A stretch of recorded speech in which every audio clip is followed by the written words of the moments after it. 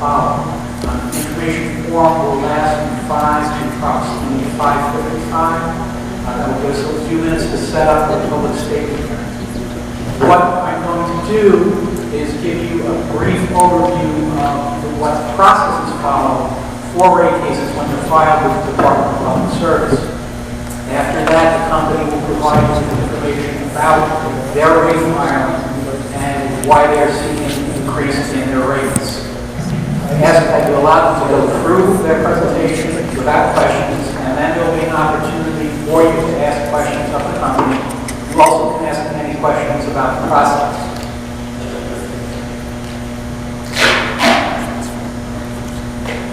This information form is your opportunity to become better acquainted with the issues that are involved in the case. So this is your opportunity to ask questions.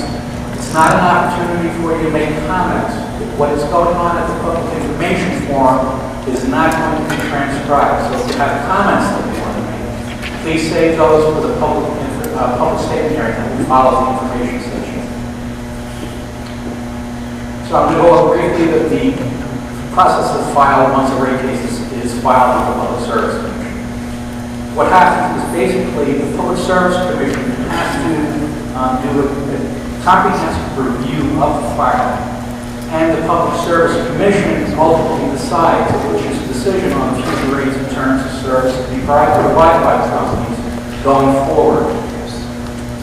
The entire process, the review and decision-making process, generally must be completed within an 11-month period. So here will be April 2020. After the rate case is filed, the Department of Public Service staff team is assigned. One, or as in this case, 2 administrative law judges are assigned, and other interested agencies, entities, or individuals can ask to intervene as parties in this case.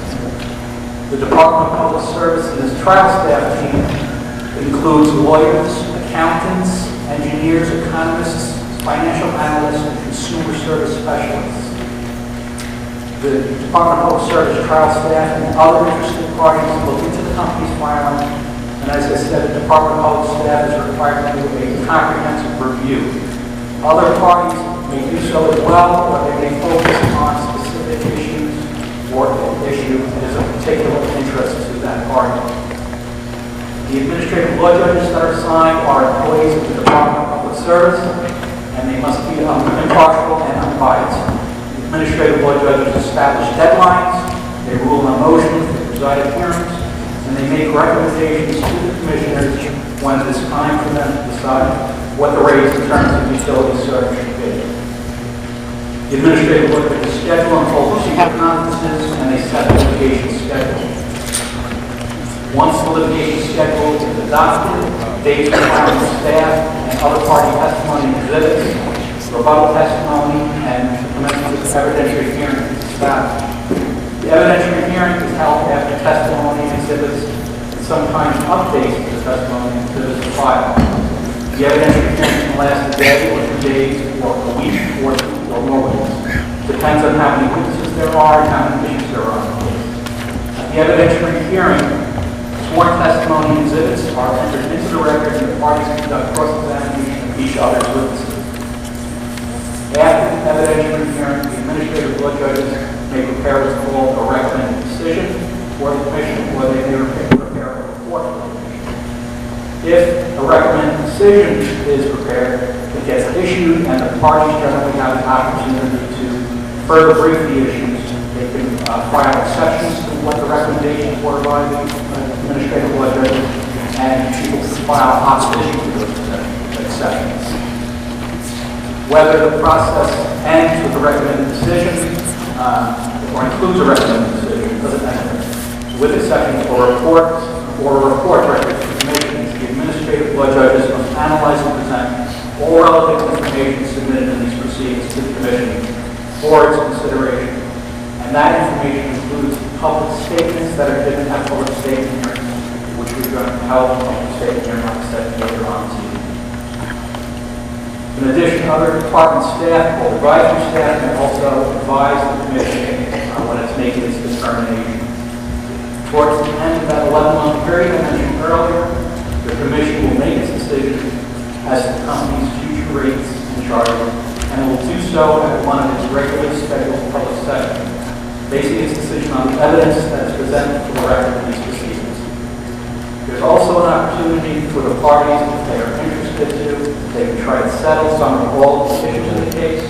If they decide to enter into settlement discussions, the utility must file what's called a notice of impending settlement negotiation.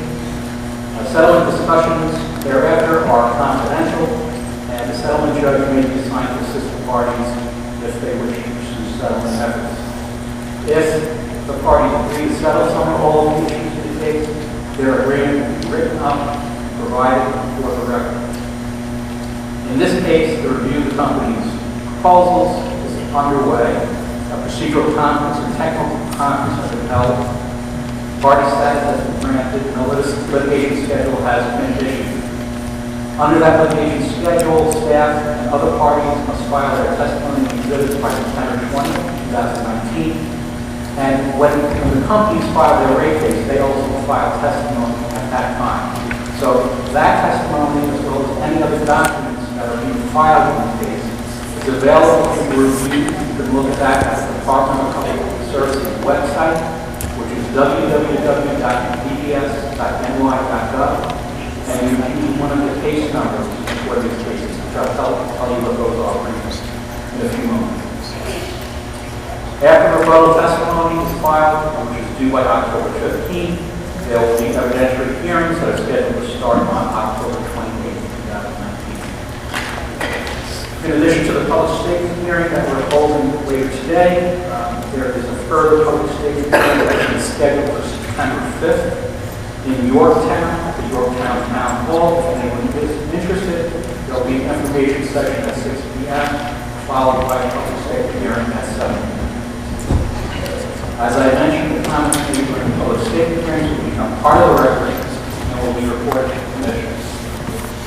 Commission. Anything that is part of the record in this case, as I said, can be found in the Department's document system. You can go to the Department's website and you would input one of the case numbers, which I'll read briefly, 19-E-0378, 19-G-0379, 19-E-0380, and 19-G-0381. If anybody has any questions about the process that's followed, I'm happy to answer those questions at this time. And if there are no questions, I'm going to turn it over to the company. Again, I ask you to please allow them to finish their presentation, and then they'll have the opportunity to ask questions. Okay, I'm going to turn it over to the company. Thank you, Judge Costello. And good afternoon, everyone. My name is Mark Marini, and along with my colleagues, Dave Gridley and Terry Van Brooker, we're here today to provide you with an overview of the rate filings submitted by the NYSEG on May 20, 2019 in the New York State Public Service Commission. The filings propose to set revised rates for electric and gas service in NYSEG's service territory. In accordance with the requirements of the New York Public Service Commission, and which have been described by Judge Costello, the proposals put forth by NYSEG in these filings are supported by testimony and exhibits and are available on the Public Service Commission website. The information we're going to present today is a very high-level overview of some of the key subjects that we've proposed. There is a lot more information and detail associated with our filing. It's available on the Commission's website, and I'll repeat it. It's www.dps.ny.gov. The case numbers mentioned by Judge Costello is also up on the screen in the lower right-hand corner. Now, we may have questions today, and we may not be able to answer all the questions. The three of us don't have all the details readily available or able to answer detailed questions if we have any, but we'll certainly let you know where on the website and what part of the company's testimony you'll be able to find certain information that you might be looking for. The filing and the rates proposed by NYSEG will enable the company to continue to provide safe and reliable electric and gas service along with high-quality customer service, while also recognizing the important objective of maintaining customer rates that are affordable and among the lowest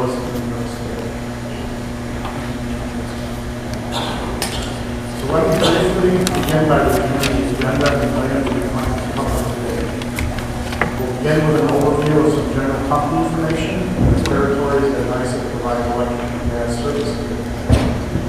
We'll then provide an overview of the filing that was made on May 20th and why we're seeking a rate review. We'll look at the projected electric and gas bill increases for typical residential customers. We'll explain some of the proposed infrastructure investments and why these are necessary. And then finally, we'll cover some specific investments and proposals that focus on customers and innovation as we look to facilitate a secure energy future for our customers.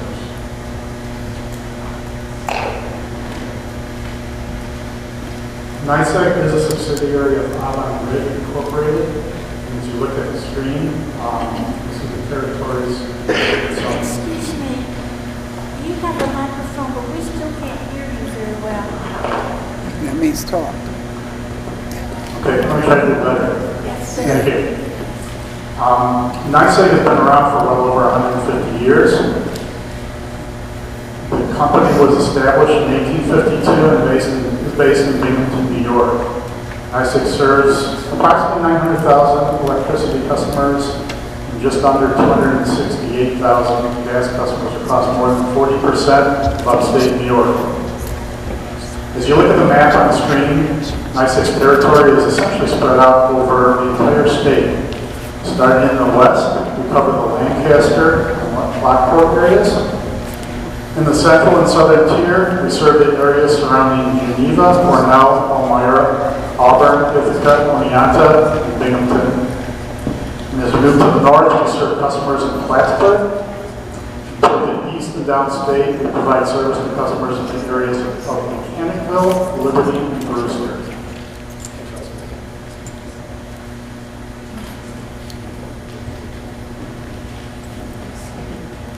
So let me just go through a high-level overview of the key points of our filing.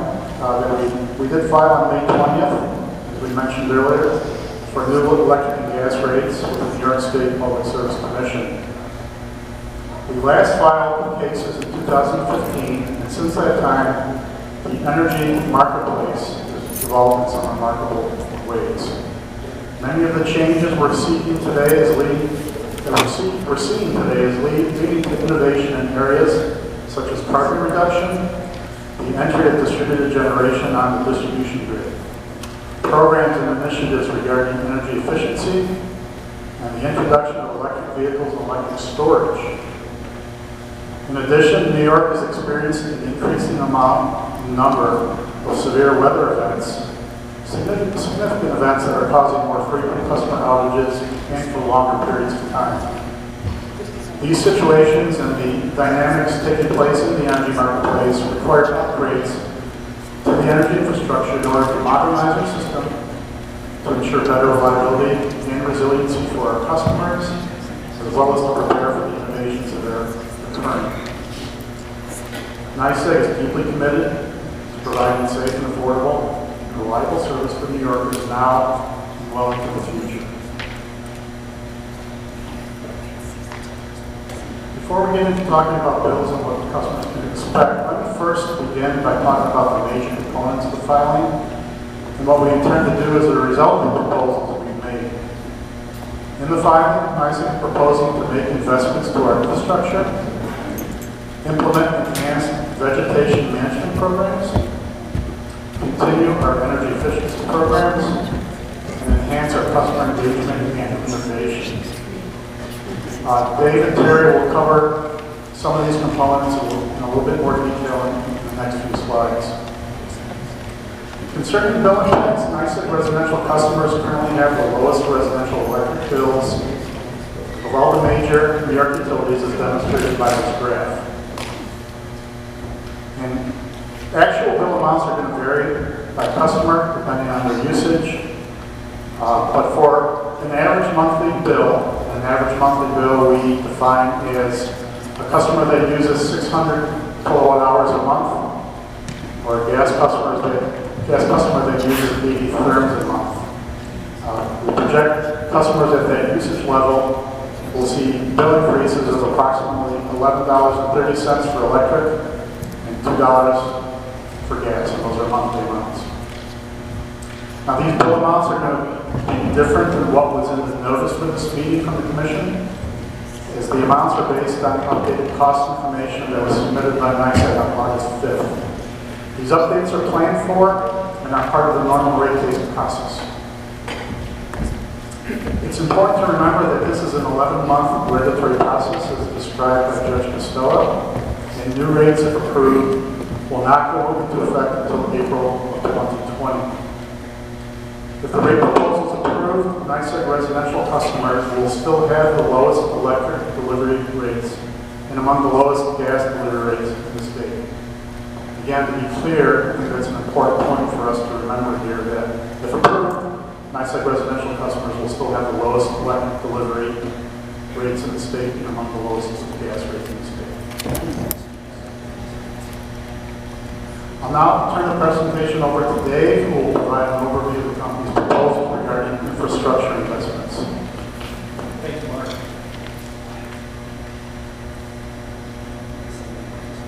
So infrastructure investments and why this work is necessary. From a storm perspective, from 2012 to 2018, NYSEG experienced 123 major storms. These included things like ice storms, blizzards, wind storms, tornadoes, and lightning combined with wind and rain. We proposed system hardening measures that include replacement of equipment that is nearing the end of its useful life.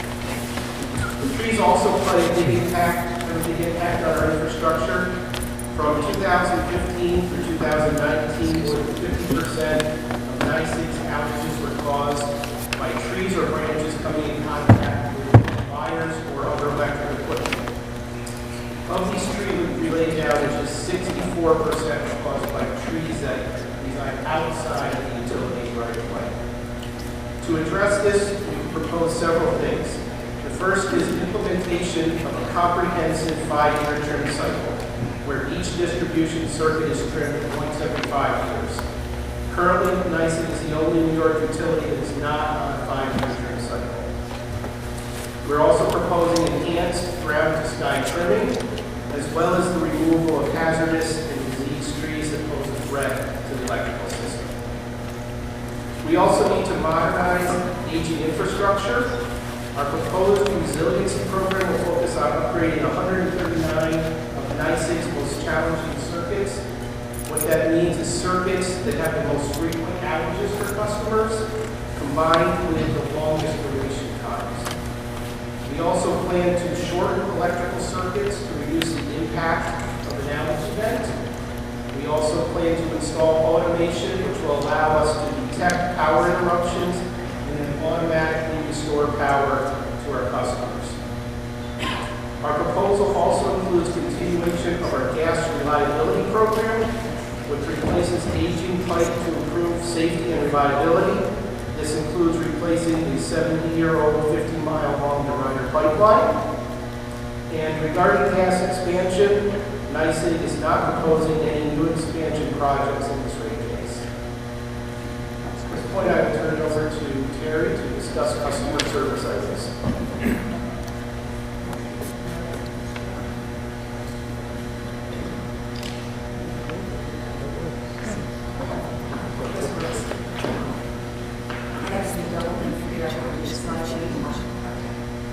So innovation requires investment, and that's one of the reasons why we filed for regulatory rate review.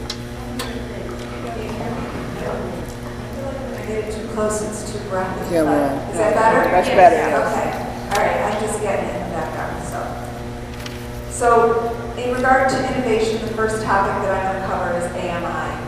AMI stands for Advanced Meter Infrastructure, and sometimes people refer to smart meters. Smart meters are just one piece though, and AMI is an essential foundation for grid modernization. Our rate filing proposes a rollout of AMI to all of our customers across New York State. We've done a pilot in the Ithaca area, and we've had a great deal of success, and we want to roll it out to the rest of the state. The proposal would have us starting in 2021 and finishing across the state by 2024. Some of the key benefits that customers can achieve with AMI, estimated bills have nearly been eliminated in our pilot area in Ithaca. 99.6% of the bills that we're generating are based on actual reads versus estimates. So that's a big benefit for customers. From an energy management perspective, our Energy Manager tool gives customers access to actual energy usage and allows for visualization of personalized usage data, hourly, daily, monthly. This is a tangible benefit and can add extreme customer value by allowing customers to better understand their energy usage and make more informed decisions. This supports energy efficiency and New York State energy policy goals. Bill alerts and usage alerts are also available through Energy Manager and allow customers to set alerts based on personalized targets. Energy Manager also provides additional access to programs such as tools to create an energy savings program.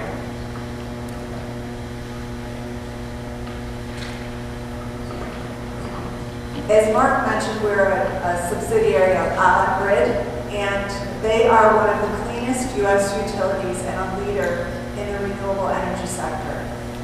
We're committed to facilitating a secure energy future for our customers, including support of the electrification of the transportation sector.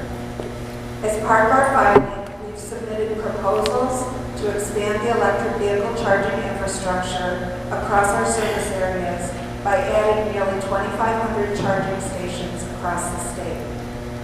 In Tompkins County and Monroe County, we propose collaboration to support electrification of fleet and will make the investments to meet the charging needs associated with this.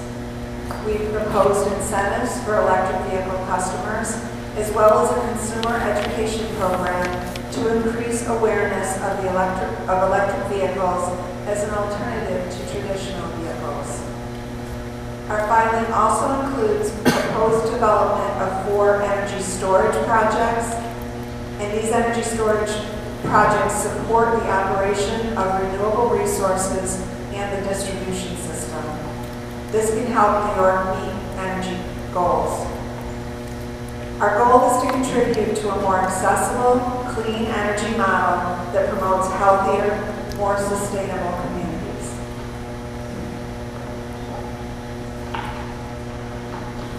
Our filing also includes several energy efficiency programs for customers. For example, our Small Business Direct Install program offers direct installation of efficient lighting. Our program for multifamily dwellings provides installation of LED and smart power strips. And our Energy Marketplace is an online marketplace offering point-of-sale rebates on LED lighting and advanced power strips. In addition to these programs, we proposed a new non-residential geothermal and air source heat pump pilot program, which, if approved, will provide a one-time supplemental grant per project to install geothermal or air source heat pump systems.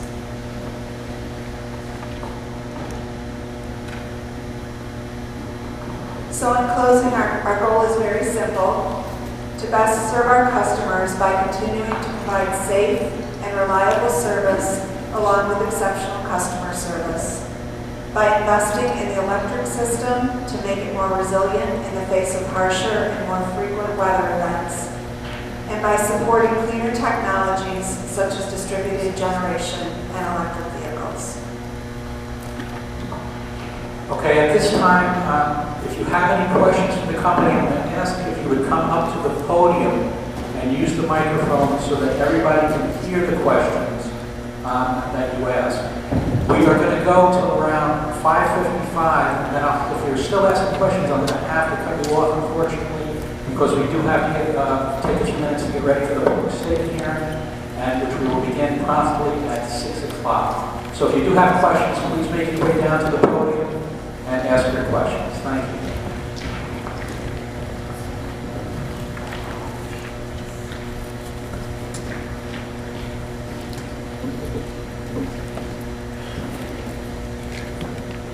Hi, thank you for inviting this hearing. I wish you had provided more details on a lot of these things we're talking about. One question I have pipeline. Is a replacement of that pipeline the same diameters, the same capacity, same flow rate, or are you planning on increasing the flow rate on this pipeline? So the Dorado line is currently comprised of 8 and 10-inch line. We're proposing to replace that with 12-inch.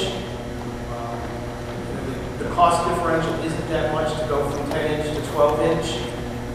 The real issue is the Dorado line, and that potentially could provide us with more capacity, but there also are constraints on the upstream Dominion pipeline, with capacity there. So we technically can't bring any more gas in off the upstream pipeline. Okay. Well, we'll provide a comment on that later. The other question I had was, you're talking about this advanced metering infrastructure technology, which sounds great. Again, very little detail. What I'm looking for is, does that enhance the ability for using the batteries that many people are already starting to buy in terms of being built into electric vehicles, to use that as storage for the grid so that you can provide incentive payment for them to use their car batteries as storage to suck back to the grid when the grid is under high demand, and for people to get credit to charge their cars when the usage is low. Can you answer that question, please? Yeah, I'm not aware it's going to help with storage. What it can do is allow us to measure usage at a much granular level, provide our customers, and what that will allow us to do is to price the product on a more granular basis, so that somebody with an electric vehicle that wants to charge their battery would be able to see prices presumably cheaper during certain hours, which would provide you the signal to charge batteries during those hours and use that battery when the price is higher. So it's not going to store the energy, but it's going to allow us to be able to be much more granular to measure customers' usage, and then be able to work on programs, new pricing programs, be able to take advantage of the more granular pricing so that signals are there to allow you to charge batteries when the price is low, and then use the battery when the price is high. But would you be able to provide the electric vehicle owner the opportunity to sell power back onto the grid when the grid is under high stress to high demand? That could be a program in the future. I don't think we're there yet. Would these meters allow that to happen? Meters themselves won't. But would you need to change meter capability to make this happen? I guess to make power go back to the grid, it's more than the meter. Basically what I'm saying is, if you need a different type of meter to make this thing I'm asking about happen in the future, this capability that you're not planning for right now, I would suggest that you look into these meters to make sure that they have whatever capability is needed in terms of keeping track of what's going on with a potential, and it's not just a battery electric vehicle owner, it's also people are buying their home battery systems, placing them on the wall. You need to accommodate that as well. Is this part of what the meter can do or not? I am not as familiar with the complete technology of the AMI meter. There is a section of a very substantial amount of testimony on AMI that you can look at that provides a lot more information and might be able to provide you a little bit more what you want. Where is this available? It's available on the website, eps.ny.gov, under the case numbers that we mentioned earlier, Judge Costello read off. If you look at the section of the case, you can look at testimony. There's an advanced metering section along with testimony exhibits that you can look at. There's dozens of pages of testimony that probably can give you a little bit of insight that we can give you. I know we're planning the microphone here, but another thing that is just a key thing too is you're talking about battery storage.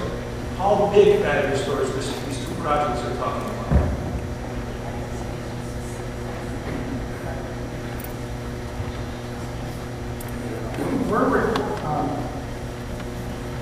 It's more than 10 megawatts.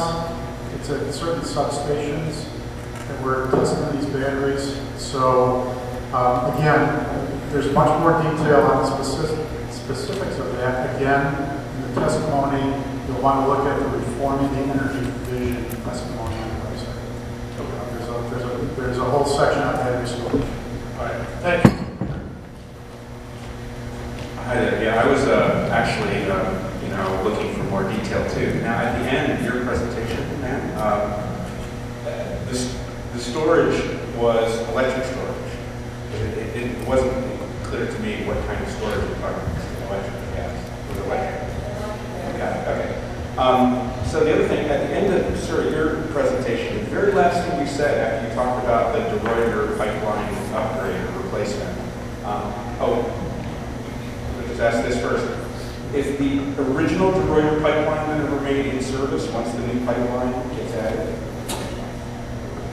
No, it's a replacement of the existing pipeline. So that's going to be abandoned in place. The original DeRuyter pipeline, the 8 and the 10, is going to be abandoned.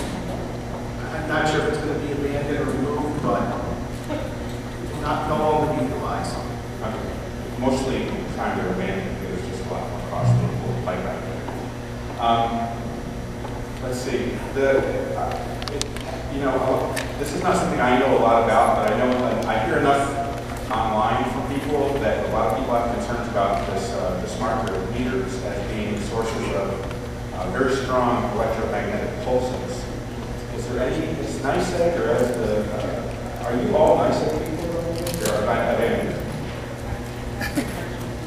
okay, so, but there's the judge, there's nobody here from the Public Service Commission to actually. Okay. Okay.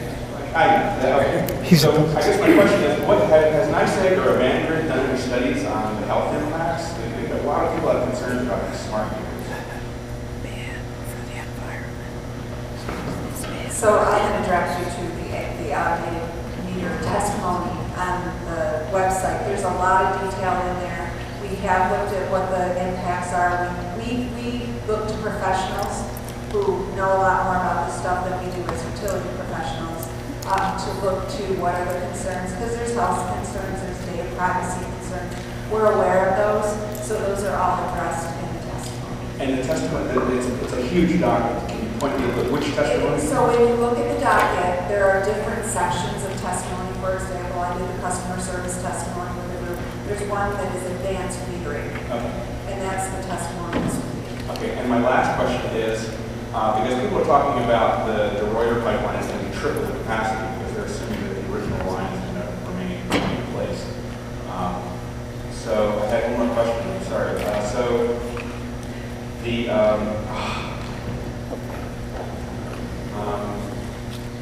I'm sorry. I don't think I appreciate your time. Thank you very much.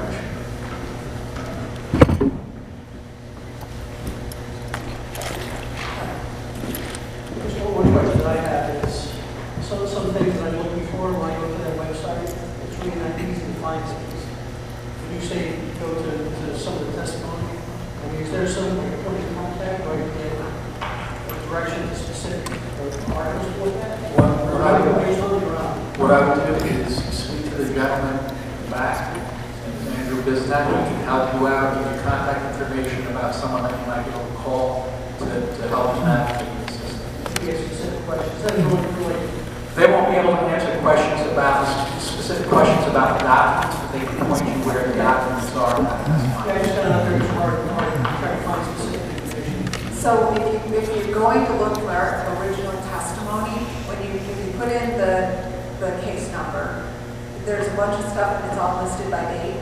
If you go down, our filing was made on May 20th, so if you go down to the 5/20 date, you will see sections that are alphabetical. So AMI would be one of the first ones, advanced metering. But there would be the testimony, and then there would be the exhibits, two separate documents for that, and then you can just open the PDFs. Okay, thanks. Part of the advanced meters. One of the things I was trying to find is 23.7% increase. What portion of that is attributed to those smart meters? Is that? I don't know from a percentage perspective, from an overall perspective, this is not just NYSEG. I can only give you the total cost for NYSEG and RG&E. So it wouldn't be specific to NYSEG. The business case that's in the testimony would have it broken down. It's $500 million approximately for the two companies. Yes, but that's for the cost and total investment over a number of years. In the first year, there's virtually no cost for AMI. There's the introduction of some basic information, but as we go forward after this year, we're introducing the project with approval, and then the cost for AMI would more of the cost would enter into rates in subsequent years. Okay, so the 23.7% increase then doesn't really include cost of AMI. Very little, I'd say. Introduction of some AMI, again, as Terry said, we're looking to begin implementing and installing meters in 2021. This case is for 1 year, 2020 to 2021, so just some introductory AMI costs are addressing. Okay, so in 2021, we're going to start rolling these meters out, and there's going to be another case for another increase to cover that? Well, we've provided information in the case for costs for the next 5 years to get an idea of what this is going to look like. And as Judge Costello mentioned, while this is a 1-year case and it's looking at cost for just 1 year, in April 2020, there's an opportunity for us to potentially settle the case and settle for multiple years. For example, the rates that were set in the prior case that I mentioned in 2015, we ended up filing for 1 year and ended up with a 3-year settlement of rates. So it's possible that we also settle this case, and it's possible that we'll couple more years, and if we do, some of those AMI costs will come into play. Yeah, right now the 23.7 is a very small amount. I would say that's It's correct. applicable to the smart meters, right? That's correct. And just looking to the future then, so the thing that will be increasing is the delivery charge only? We're just filing, we just control the delivery portion of the system, so we just affect the delivery. Right. Currently, I guess I'm not 100% sure about this, currently the delivery charge is fixed, is that correct? The delivery charge is made up of a fixed and a variable component. So for a residential customer, the fixed monthly charge is $15.11, and then there's a cost per kilowatt hour. There's a variable component as well. Those two in combination is known as the delivery charge. Okay, so in the future then, that variable portion, if you put in a smart meter, that would be good for possibly that will increase, right? So your delivery Yes. charge may change because of your usage based on what the smart meter is into, right? Does that make sense? Yeah, I'm not sure. So if there's a variable portion of your delivery rate with smart meters, that'll give you the ability to charge a higher fee on peak hours, right? It could, we haven't put those rates in place. That, There's no potential the there. potential is there to look at more granular pricing like that, but we have not had any such proposal. But it should certainly possible. Okay. I guess the only benefits that for smart meters, what you had listed, there were 3 things, no estimated meters, some things you can look at usage in real time, and those are really, there's no enhancement of infrastructure, correct? Having a smart meter. So it's not going to make the infrastructure more reliable or. What it can do is, so that the meter talks to our system. So we would know, right now we have to depend on a customer to call us to tell us that the power's out. And then based on the number of customers that are calling, we make a prediction of we think this section of our service is out. With the smart meters, we will know because the meter's going to tell us these are the people who are out. So that will allow us to identify where the issues are more quickly, as well as respond and restore more quickly. So from that perspective, and I will encourage you to read the testimony because there's a lot of benefits laid out in there. But absolutely, from an outage management perspective, we will be able to more quickly respond. That's more for rural areas, right? I know that you're over 30 years, and I think I've lost power people once or twice. Well, we're happy to hear that. All right, thank you. Hi. You mentioned that you will be focusing on cleaner and more renewable energy, and you mentioned distributed generation. I want to know if natural gas is part of distributed generation.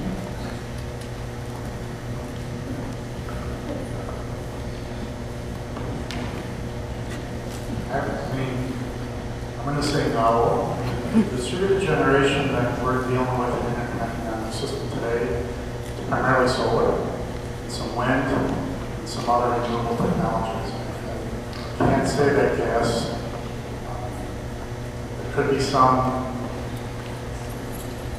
I've heard otherwise. That's Well, I think some asking. industrial operations. I mean, from a small customer perspective, I'd say no. From a large customer perspective, it could be adding some type of cogeneration that depends on gas, or they've already had that kind of generation. But technology, when we talk about here, particularly with small customers, is not gas driven. It's primarily solar and other renewable. So just for larger customers.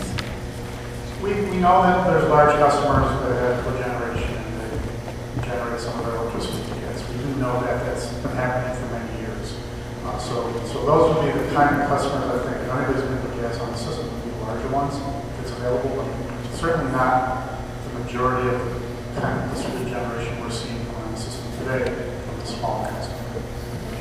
And I'm just curious about why we need a Detroiter pipeline upgrade. Is this because it's getting old and it's leaking? And if so, what is the leakage rate of the Detroiter currently? And how do you measure it? Let me just check. I do have some information.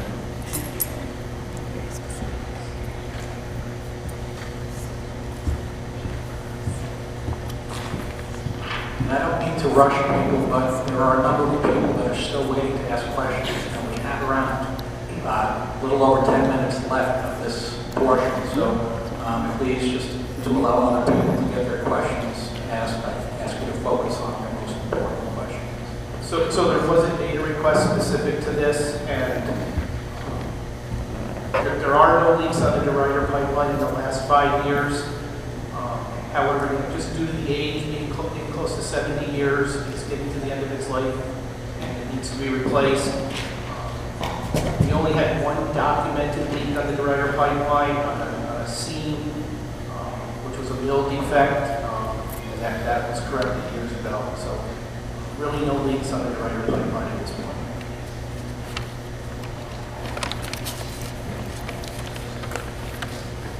Hi. So I want to talk about the lawyer also, but I want to get into some main debate about some management first after asking me.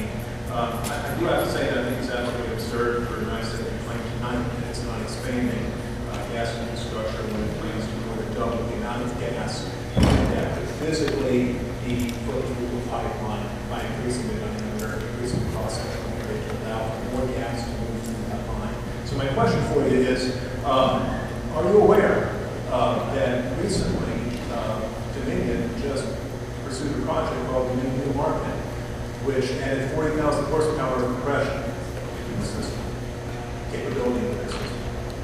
That is not something I'm aware of. I see. And also that there's this talk about the New Market too, where they could potentially add even more. So, I think when we talk about words like fully subscribed, I think there needs to be some accuracy here in what that means. When you say fully subscribed, my question is going to be, what do you mean by that? Because as I understand it, fully subscribed simply means that Dominion has contracts as buyers of whatever gas it puts in the line today.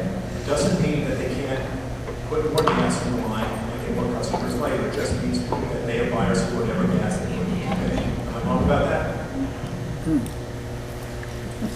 I'm not sure. My understanding is that there's so much capacity in the Dominion pipeline, and all of that has been purchased by downstream buyers, and it's being used.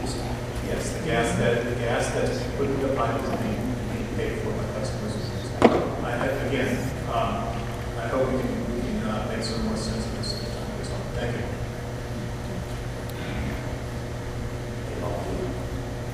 I got a lot of questions to Victoria. You had a very polished and smooth presentation. I find it hard to believe that these trees and so on popped up just in the last few weeks. I look at that as a failure to maintain a system that should have been maintained for years. It's a failure on their part. Don't play on the trees. Also, in a very polished and smooth presentation,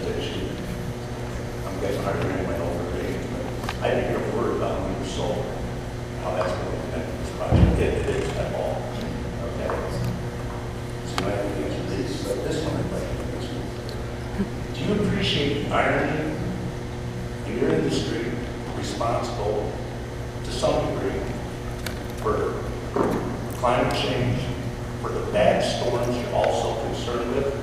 You coming to us, proud environmentalists, and say, we need to do this to shockproof the system, the harden system, on your dime, a problem that you helped to create. You appreciate the irony in that? Don't answer.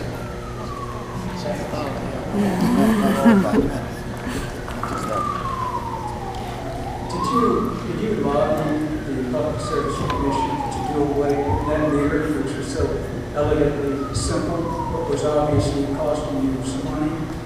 And also, another question, with the smart metering, with the smart metering, will that not save you a good bit of labor costs?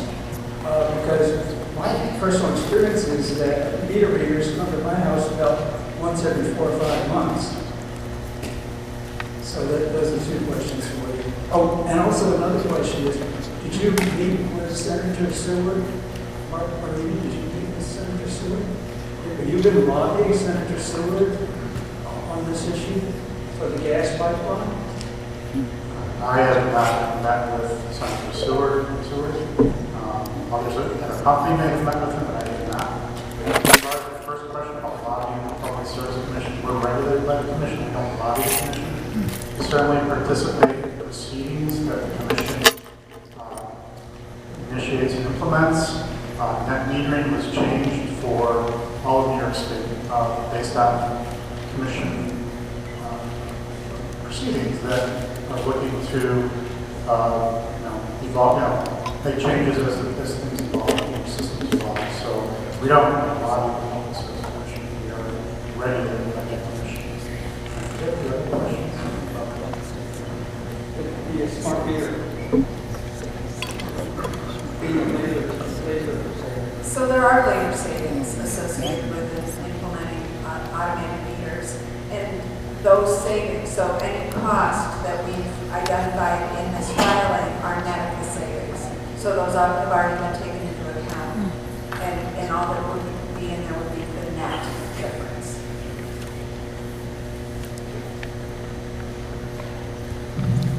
Hello. Thank you for taking my question. I appreciate that in your rate filing you mentioned that part of that will be used for an investment in cleaner, greener technology.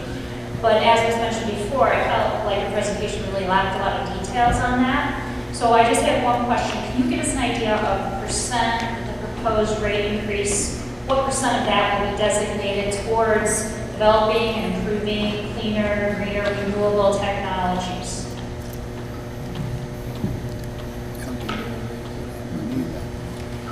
From a percentage perspective, I don't think any of us would be able to specific. How about what percent do you think will be dedicated to building and repairing gas pipelines and other infrastructure? So we're looking at maybe 2%, 1% renewable, and 99% I don't want to gas. speculate because I don't know.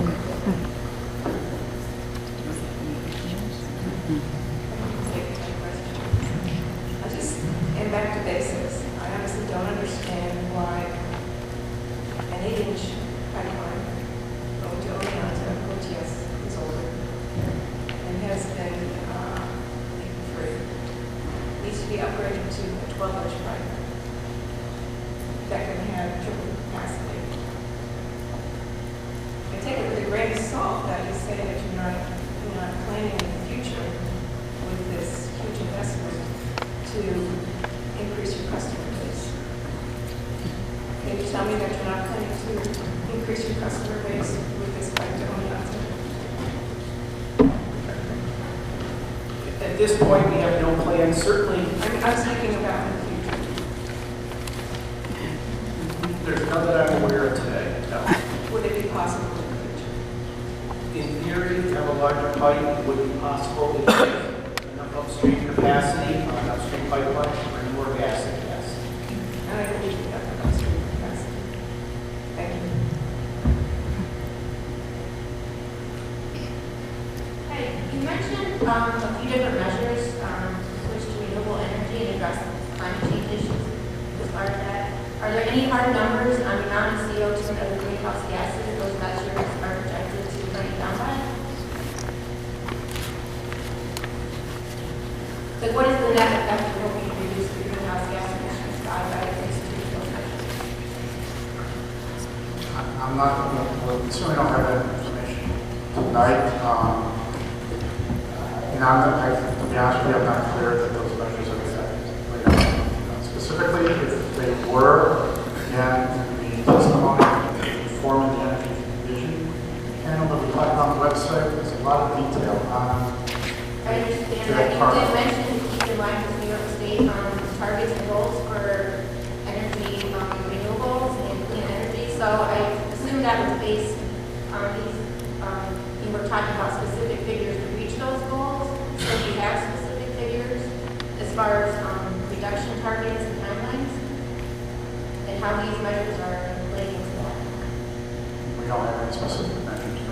And also the 2,500 charging stations for the electric vehicles is a good start considering the number of vehicles on the road today in this nice big area.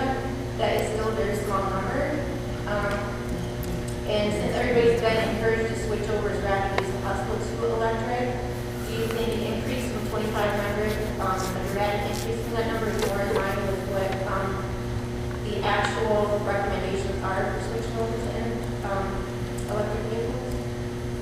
Because 2,500 seems actually too small. Well, that's our proposal. There's a cost of those. There's a cost of all the proposals. That's one of them. There's other parties in this case who may, make different proposals. We'll have to address it at that time. But we're going in as a starting point. I would say that looks like a number that's just going up. Okay, and is there any incentives, you said there's incentives for the heat pumps and things like that. Is there incentives for customers to change out from gas appliances to electric, like the furnaces and stoves?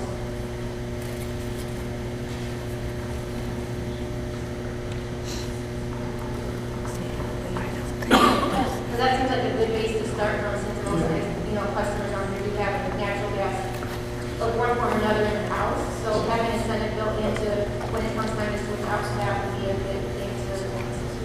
Agreed. So Terry mentioned the non-residential incentive. On the residential side, there's a separate proceeding that has us develop heat pump targets for residential budgets and then incentives. And so we did not propose it in this case because of the separate proceeding that's dealing with this. And it's dealing with this across the state, not just for NYSEG. So I imagine once that's set, we will be incorporating that in the work targets.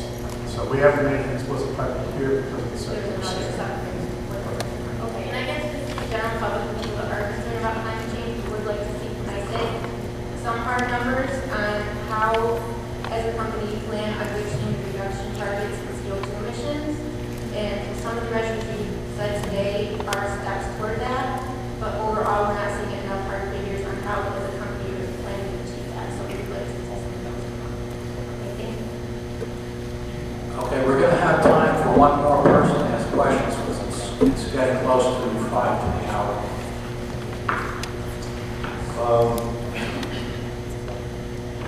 In Lawrence, New York, there's a solar farm that construction was completed on last November, and it is still not able to get online.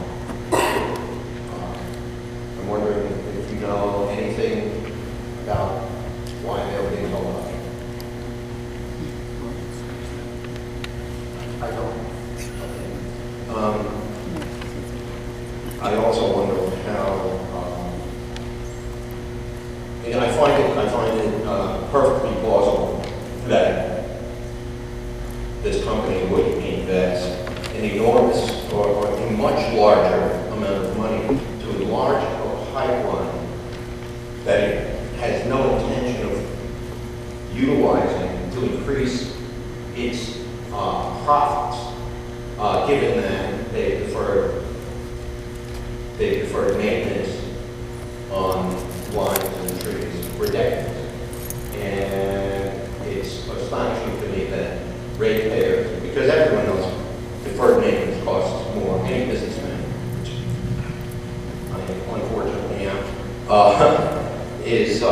because I have almost 50 NYSEG. Your rates, a 23% increase in electric rates is going to be devastating for my business. Sir, I just want And, yeah. I'd like to ask a question because the comments you should deserve I'll raise up my to be on the record. This isn't on the record.